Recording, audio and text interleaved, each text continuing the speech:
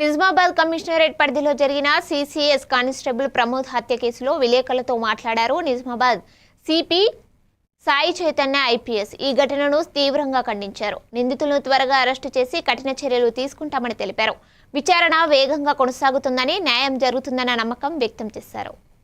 ప్రయత్నాలు చేస్తున్నాం. Total 8 teams పైన ఫామ్ చేసాం. ఎక్కడెక్కడ తిరుగుతాడు అనే దాని మీద కూడా మేము అబ్జర్వేషన్ పెట్టాం. అతని గ్యారంటీ పట్టుకుంటాం. లీగల్లీ ఆల్ చేయాల్సిన యాక్షన్ తీసుకుంటాం. రియాజు పాత కేవలం ఒకరిని పంపలేదు. మీకు ఇన్ఫర్మేషన్ తప్పు ఉంది.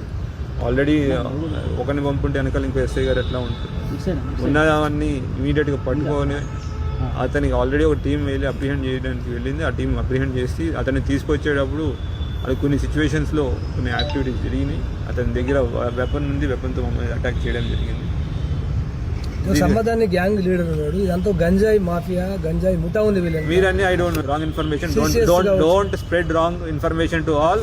మా సిసిఎస్ వాళ్ళ దగ్గర వెపన్ ఈ సందర్భంలో వెపన్ అతని దగ్గర ఒక దగ్గర లేదు. అంతేగాని పోలీసులు నుంచి డిమాండ్ వస్తుంది ఇవన్నీ మాకు డోంట్ స్ప్రెడ్ రాంగ్ మెసేజ్. డిపార్ట్మెంట్కి ఏ విధమైన డిపార్ట్మెంట్ వీఆర్ దేర్. డిపార్ట్మెంట్ మా ఫ్యామిలీలో ఒక వ్యక్తి చనిపోయాడు. వీఆర్ లిటిల్ ఎమోషనల్లీ మేము కూడా ఉన్నాం. బట్ మా పని మేము చేస్తున్నాం. మా రిక్వెస్ట్ అందరికి కూడా ప్లీజ్ అటువంటి ఫ్యామిలీకి సపోర్ట్గా ఉండండి. మిగతా వాళ్ళు నిన్న కూడా మేము చెప్పడం జరిగింది. మిగతా వాళ్ళు కూడా కొందరు దాంట్లో రాజకీయాలు చేయాలని మిగతా ఏం చేయాలని చేస్తున్నారు. అటువంటి ఇప్పుడు మనకు కావాల్సింది ఏంటి? ఒక కుటుంబానికి సహాయం, సపోర్ట్గా ఉండాలి, ఎమోషనల్గా సపోర్ట్ ఉండాలి. అట్లా ఉండి ఇప్పుడు పోయిన ప్రాణాన్ని మేము తీసుకోలేము. కానీ మా కుటుంబంలో ఒక వ్యక్తి చనిపోయారు. ఆ కుటుంబానికి మళ్ళీ అంతా తీసుకెళ్లాల్సిన బాధ్యత మా పైన ఉంది, మా భుజ స్కంధాలపైన ఉంది. మేము ముందుకు తీసుకెళ్తాం.